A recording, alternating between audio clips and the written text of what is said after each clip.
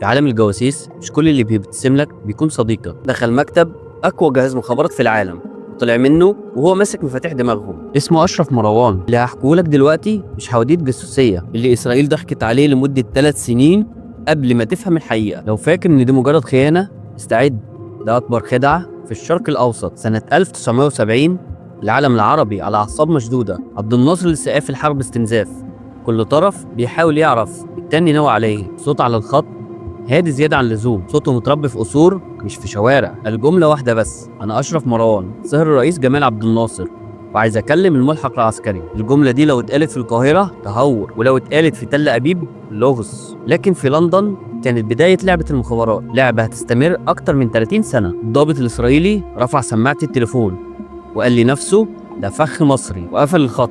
لكن مروان رجع يكلمه تاني. واحد تقيل في الموساد قال مش هتخسروا حاجه، روحوا وشوفوا المجنون ده عايز ايه. ومن هنا بدأت اللعبة، ومحدش في اسرائيل كان فاهم ان ده مش مجنون، ده عقل بيخطط داخل الغرفة. فندق كافانديش في لندن المحايد في شغل الجواسيس وهو اخطر من الفنادق الفاخرة. مروان دخل والهدوء دخل معاه، قعد قدام ضابط الموساد ومن غير اي كلام طلع ظرف من جيبه. الضابط فتح الظرف ولون وشه اتغير تماما. كانت وثائق اصليه بختم الدوله المصريه، تفاصيل تسليح الجيش المصري، مش تحليل ومش اشاعات، دي اسرار دوله. مروان قال بهدوء ده مجرد عينه، لو عايزين الباقي السعر غالي. الموساد وقع في حيره، هل مروان خان بلده ولا دي مجرد لعبه مصريه معقده؟ لكن الحقيقه المعلومات صحيحه جدا لدرجه ان هم ما قدروش يقاوموه. مروان كان بيختبره، بيقيس مستوى الجوع اللي عندهم للمعرفه قبل ما يلعب اللعبه الحقيقيه. عبد الناصر مات والسادات مسك الحكم. مروان بدل ما يختفي قرب اكتر، بدل الايد اليمنى للمعلومات. الموساد فرح، مصدرنا داخل غرفه القرار. لكن مش كانوا عارفين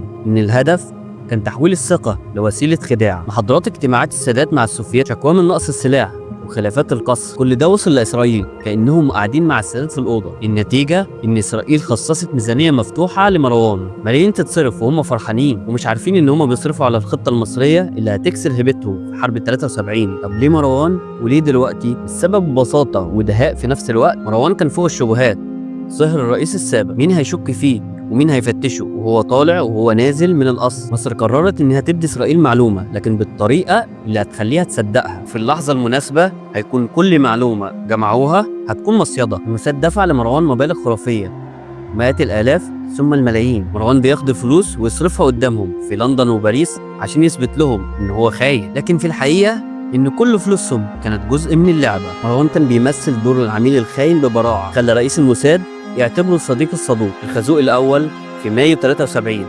مروان بعت تحذير: مصر هتحارب الأسبوع ده. إسرائيل أعلنت حالة الطوارئ، حركت الاحتياط ودبابات في سيناء، ملايين الدولارات تضيع وفي الآخر مفيش حرب. الموساد صدق والجيش الإسرائيلي بدأ يشك.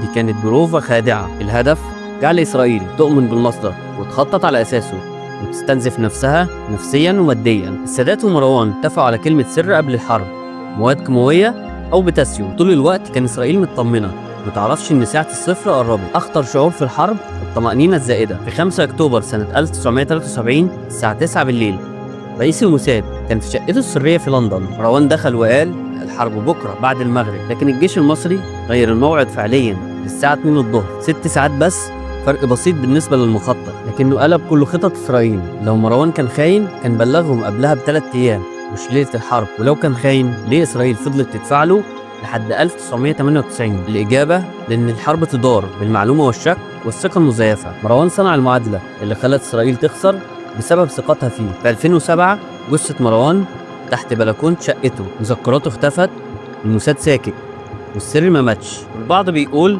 حتى الموت مفسرش اللعبة. الجنازة العسكرية في مصر وعلم مصر فوق النعش، حضور كبار المخابرات والدولة، وجملة اتقالت: أشرف مروان قام بأعمال وطنية لم يحن الوقت للكشف عنها. الحقيقة مروان ما كانش خاين، وهو أكبر أعظم جهاز مخابرات على الخدع الذاتي.